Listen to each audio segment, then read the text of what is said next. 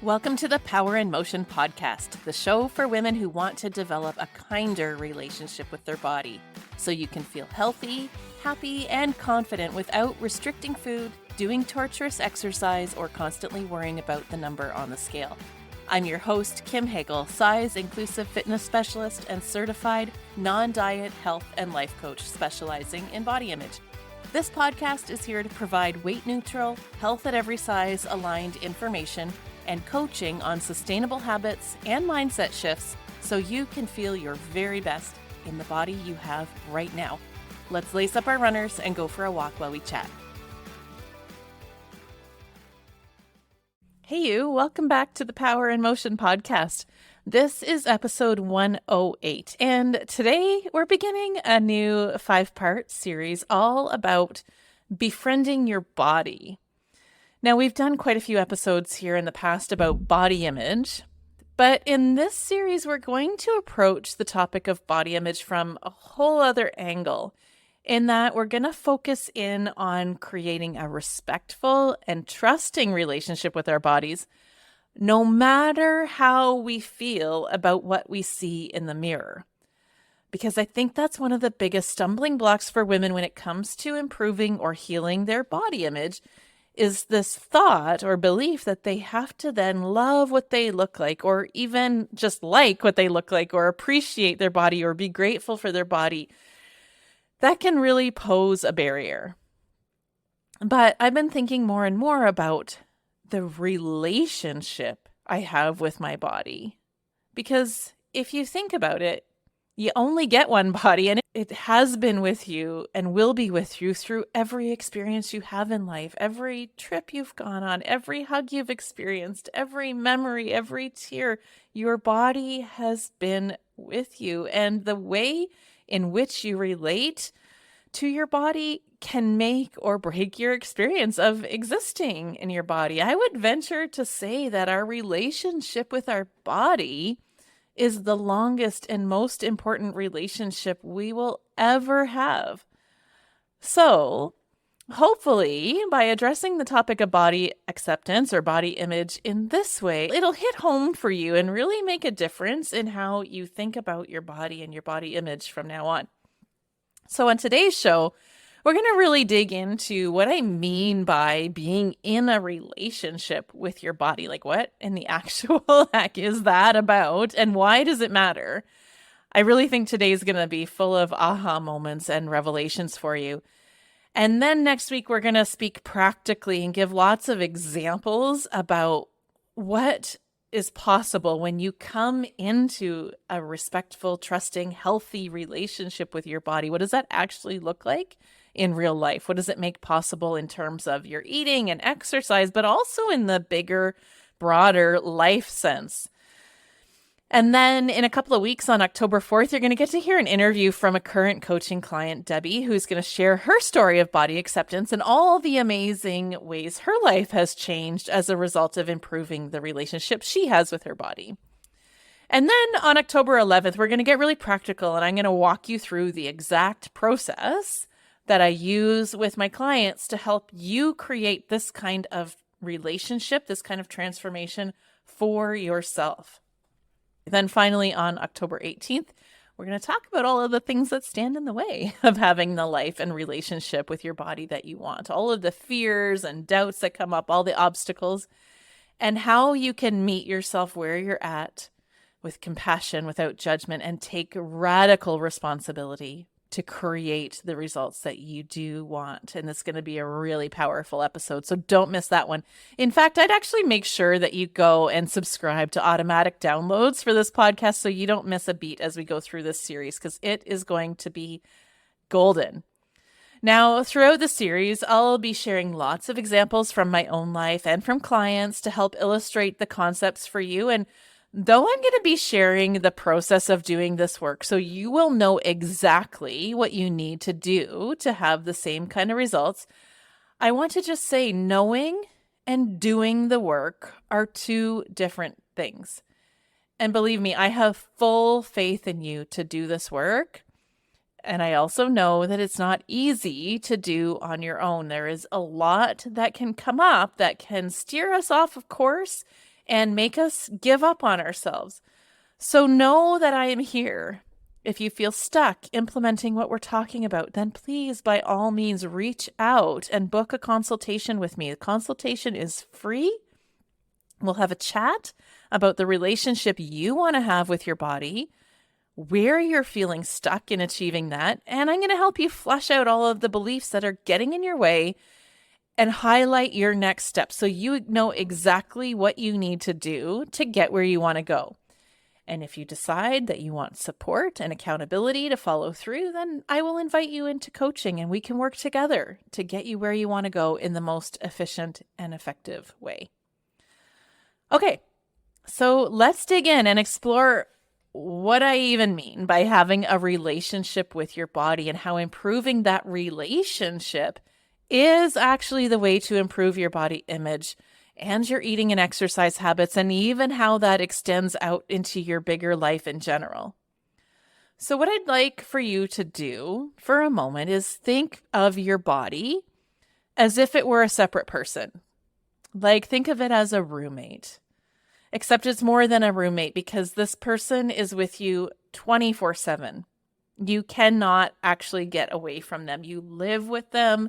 You work together. They go with you when you go out to see your friends, when you're on dates, when you're with your spouse, when you're parenting. Like, they are always with you.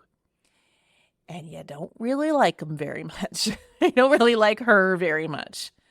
Mind you, she loves you.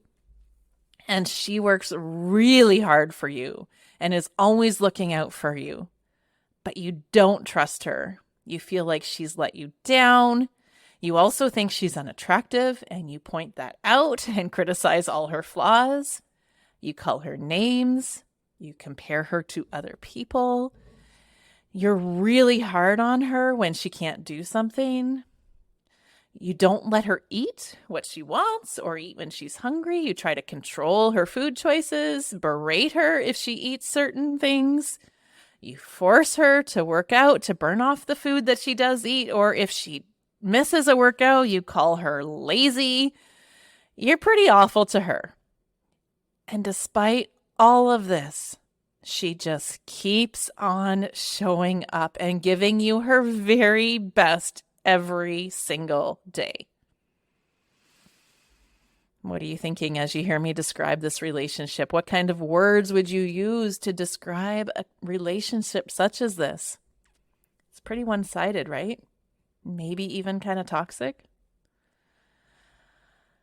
Would you ever speak to another person that you were actually in a relationship with that way? Most of us would never. If that were a real life relationship with another person, I hope that you would have ended it ages ago.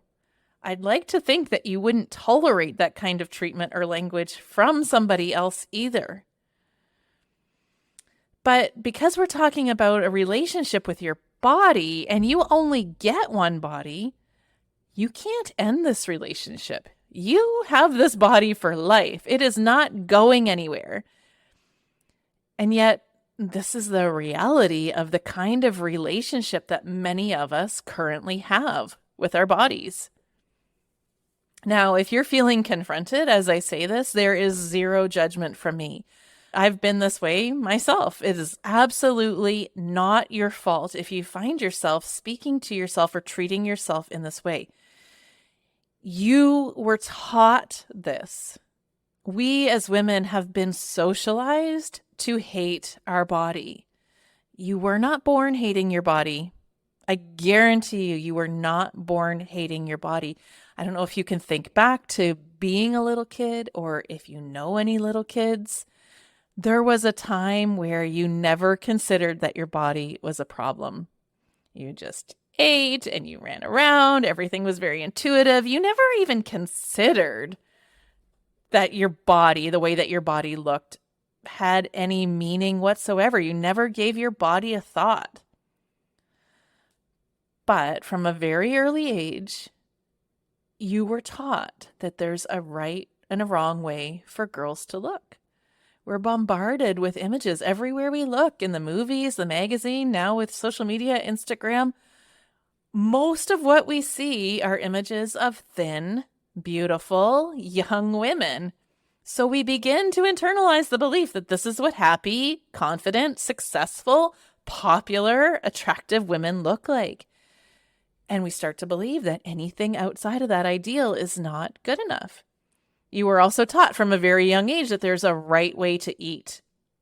And you were taught that eating too much or certain foods would make you fat. And you were also taught to fear fatness. I distinctly remember hearing from a very young age that I shouldn't have more than one cookie at a time or that would make me fat. Maybe you even saw your mom diet, or comments might have been made about your body or your eating and exercise habits. You may have been forced to exercise or forced to go on a diet or restrict food. And the more of this you heard and saw, the more you started to internalize these messages and form beliefs about your own body being wrong. Chances are you can recall moments where you felt embarrassment or shame about your body, and you began to disconnect from your body's innate wisdom and distrust your body's cues. You lost faith in your own hunger, fullness, and satisfaction cues because you were so afraid of gaining weight and what that would mean about you as a person. As you saw this ideal image represented everywhere you looked as the picture of health, happiness, and confidence, you learned to associate beauty and thinness to success, love, opportunity, and you started to doubt your worthiness of those things because you viewed your body as different. And so you did the most brilliant thing. You adapted. You did what you could to fit in. The feeling of belonging is our most innate human need. Feeling like we are accepted and loved and part of a community is more important to our survival as a species than food and shelter. In your primitive brain, that is priority number one. We must fit in. We must belong. So when you felt like your body was different and that you didn't belong because of the way your body looked, you did what you knew how to do at the time to ensure acceptance and to fit in. You started trying to control or fix your body. Perhaps you started dieting or following certain food rules, avoiding certain foods, or managing your portions, or using exercise just to burn calories. You started reading books, following experts, buying programs or plans, and relying on external sources rather than your body to inform you about how you should eat and move, in hopes that if you did everything right and follow all the rules and achieve that ideal body that you see pictured everywhere, that you would feel better. That success, happiness, confidence, love, opportunity, health, and self-acceptance, all of those things that you learned were reserved for the thin and beautiful, would finally be available to you too if you could just lose the weight. What I'm saying is it makes absolute sense that you found yourself in this place of being in a dysfunctional relationship with your body. Of course, it would seem like fixing your body would fix the problem of feeling uncomfortable in your body. Except that it didn't work, did it? Let's be really honest here. Has changing your body ever truly helped you feel more accepting of yourself? Probably not, because you cannot create a positive relationship with your body by fighting it all the time. The truth of the matter is, the more that we try to fix and control our body, the more dissatisfied and disconnected we feel. Losing weight or changing your body as a means to self-acceptance, it's actually the exact opposite of acceptance. Going back to this roommate example, it's the equivalent of trying to create a peaceful, loving relationship with this person that we despise by forcing them to change. By believing that if they just looked different, if they were thinner, fitter, prettier, that we would like them better and the relationship would miraculously improve. Now, I don't know if you have ever been in a bad relationship with a real person before, but I know I sure have, and it didn't matter what either of us tried to do to change. It only drove us further apart. The fact is, changing ourselves to try to win the approval of others or improve a relationship never works. changing never brings us closer together, because when we attempt to change ourselves, it takes us out of our authentic self. There's a very high chance that the person you're trying to please actually won't like you any better if you change for them. Some people are just impossible to please. But if they do love you better as a result of the changes you make, it actually feels really terrible, because you know they don't love and appreciate the real you, and it doesn't feel authentic, and the problems between you just continue to grow. That's what happens when we try to change our body to win our own approval. See, this relationship with our body is just like our relationship with anyone else. Good relationships are built on respect, connection, and trust, and they really have nothing to do with looks or appearance. I mean, think right now of your very best friend. How much do looks play into your opinion of them? Probably not very much, right? What would you say are the things that you value about this friend? Maybe that they're fun to hang out with, they're a great listener, they're always there for you, they support you, there's trust, mutual interests, respect. And if your friend gained weight or her appearance changed in some way, how much would that affect your love and appreciation for her? I mean, it actually kind of sounds silly to ask that question, right? Because it wouldn't. Of course it wouldn't. And when it comes to working on a relationship with another human, the work is not about trying to control or fix the other person. It's about rebuilding connection, trust, and respect. And those qualities are absolutely independent of appearance. I know that you don't look at appearance as a prerequisite to trust and respect with your friends. And it's absolutely not a prerequisite for your relationship with your body either. To say it another way, this means you do not have to like how you look in order to treat yourself with kindness and respect. Kindness and respect are your birthright. You are worthy of being treated with both, even from yourself, regardless of whether you like what you see in the mirror or the number on the scale. And that's so helpful, and it's actually the key to making progress in your body image journey, because it means that you don't have to get stuck on what you're seeing in the mirror and thinking that you have to love what you see in order to reach a place of self-acceptance. What that translates to into practice is focusing your attention on the relationship you have with your body, not on your body itself. So you can stop trying to change and fix your body, and you can even stop trying to accept the body you have. In fact, consider that this really isn't about your body at all. It's more about how you're treating yourself as a person. I'm suggesting that you end the fight with your body, call a truce, and decide to become allies. Because wouldn't it be nicer if you and your body were friends rather than enemies? I mean, if you got to spend your whole life together, wouldn't it be a whole lot easier if you could just get along? Allying with your body means saying no more to the control, criticism, and punishment, knowing that those behaviors have no place in a kind and respectful relationship. Now, that doesn't mean that you'll never have negative thoughts about your body ever again, because you will. We live in this world, you will. But you can choose not to engage with those thoughts. You can stop short of the name calling and self-deprecation. You can decide not to restrict food or force exercise just because you had a negative body thought. You can decide to carry on with your day, even if you don't like what you see in the mirror, knowing that you're going to be kind to yourself and that you're worthy of enjoying your day, no matter what you see in the mirror. And rather commit to treating yourself with kindness and respect, knowing that you're worthy of that kind of treatment at all times. That might mean feeding yourself enough food, eating when you're hungry, choosing foods that you enjoy and that make you feel good, moving your body regularly in ways that help you feel and function your best, like working hard when it feels good, but then listening to your body when it's asking for gentle or a rest.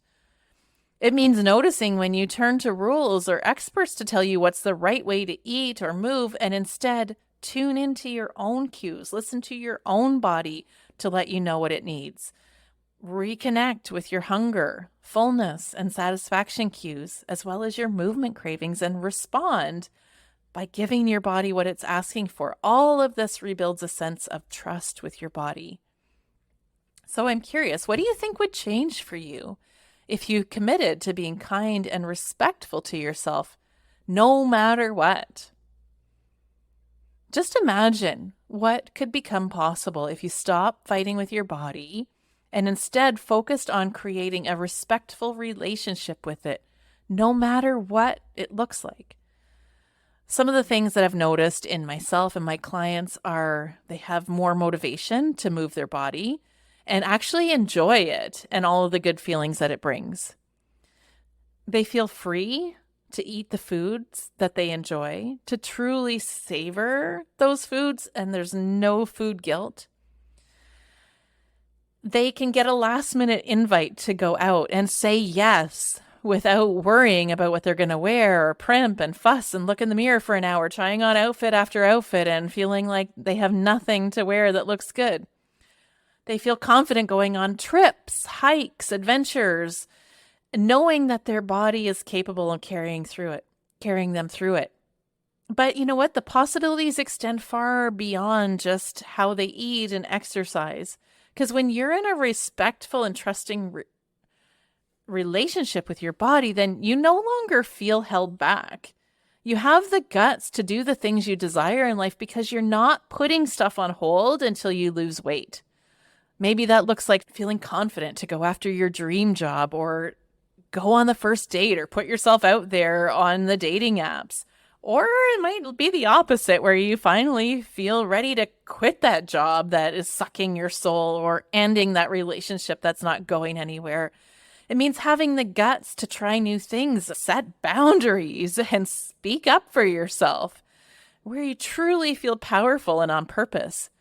Truthfully, there's just no end to the possibility when we begin to heal our relationship with our body. And next week, we're going to dig in and explore some concrete examples that my clients have experienced. And I know you're going to feel really inspired by their stories. Until then, I want you to think about the relationship you have with your body and what kind of relationship it is that you want to create. Until then, be well, and if you're ready to transform your relationship with your body, then by all means, reach out and let's chat about coaching. Thanks for tuning into the Power in Motion podcast today. If you love what you're learning here, then I invite you to take the next step of embodying these concepts into your own life so that you can live your healthiest, happiest life and never again feel held back by your body. Coaching is the fastest, most efficient pathway to taking what you know in your head to actually applying it and seeing results. Whether you're looking to make changes around movement, food, body image, or all three, I'm here to help you nurture a kind, respectful, and trusting relationship with your body so you can feel your very best. Click the link in the show notes to book a free consultation, and together we'll uncover what's getting in the way of you having the results you want. You'll leave this call knowing exactly what you need to work on, and together we'll explore whether one of my coaching offers is a good fit for you. I can't wait to meet you.